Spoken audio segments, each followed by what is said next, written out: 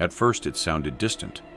A dull rhythm on the horizon, metal striking wood, boots grinding earth, wheels dragging stone.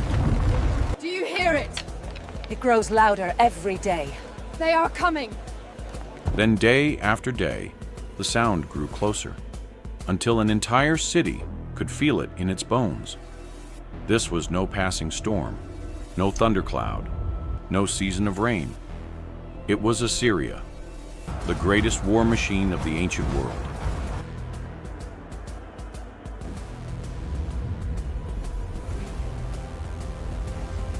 And for the northern kingdom of Israel, the end would not come in one dramatic moment.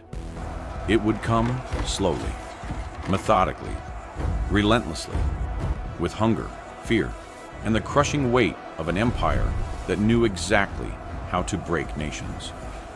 This is the fall of Samaria. Welcome to Everlight Animations. Trade is good today. Blessings upon your house. Before the siege, before the battering rams, before exile scattered a people across foreign lands, Samaria was proud.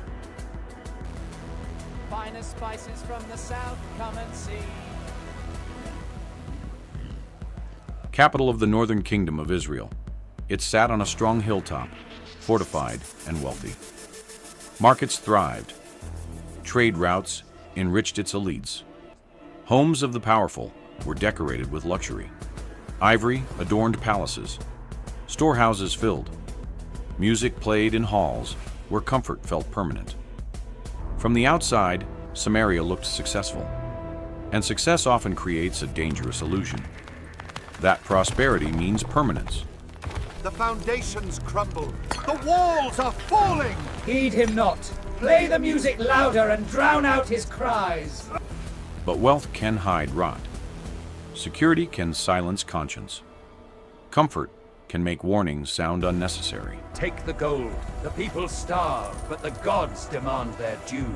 To the Empire! Pass the wine! The kingdom had drifted. Truth was traded for convenience. Worship was mixed with idols. Politics replaced principle. Leaders trusted alliances more than integrity. People believed strong walls and clever diplomacy could preserve what character no longer sustained. History repeats this pattern often. A society rarely collapses the day it is attacked. It begins collapsing long before, when it abandons what made it strong. Then came Assyria. Close the gates! Hurry! To the walls! Everyone to the walls! To neighboring nations, Assyria was more than a kingdom. It was dread made organized. One of history's first true superpowers, Assyria turned conquest into a system. They are coming! The Assyrians are right behind us! Flee, quickly, before they burn everything! Its armies were disciplined. Its commanders experienced. Its engineering feared. Its brutality legendary. Before battles even began, stories of Assyrian cruelty traveled ahead of them, like smoke before fire. Psychological warfare existed long before modern words described it. If terror could make cities surrender, Assyria used terror. If force was required, it used force with precision. Where many kingdoms fought wars, Assyria mastered domination. When their banners approached Samaria, the city faced more than an army. It faced a machine built to erase resistance. The siege began. Imagine the first days. Gates sealed. Watchmen scanning the hills. Families whispering in crowded homes. Merchants counting supplies. Leaders assuring everyone that help would come. Perhaps many still felt confident. Samaria's walls were strong, its hill position defensible. Its people had endured tensions before. But sieges are wars of patience. And Assyria understood patience better than panic. Weeks became months. Months became years. 3 years of pressure. 3 years of being surrounded. 3 years of waking to enemy camps still outside. The rhythm of siege became the rhythm of life. Food rationed. Water measured, animals consumed, prices rising, hope shrinking.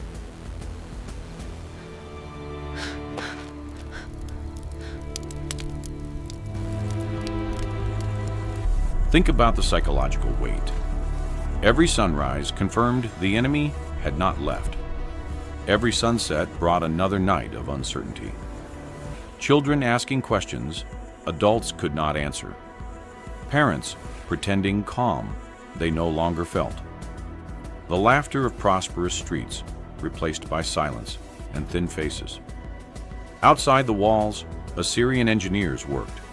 Ramps built, siege positions prepared, battering rams advanced. The repeated thud against defenses must have sounded like a heartbeat of doom. Inside the city, people waited for allies. Surely someone would come.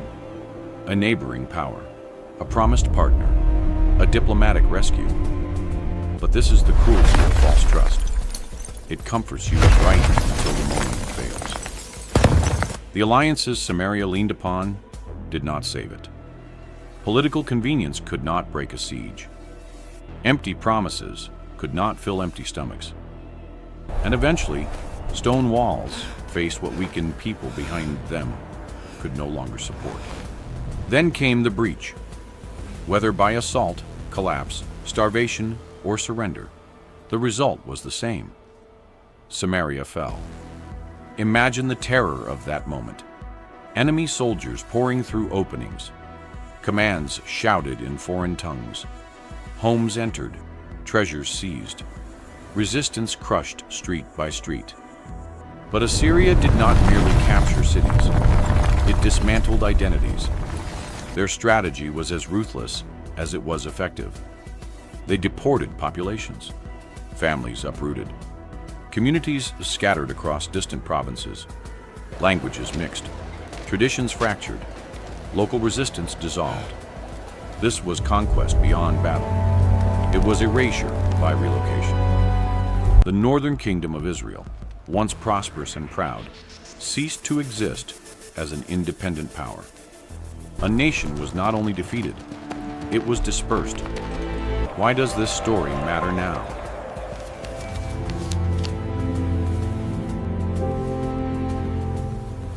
Because Samaria reveals a truth bigger than ancient politics. Collapse often looks sudden from the outside, but it is usually the final chapter of a long internal decline. The siege lasted 3 years. The deeper decay lasted much longer.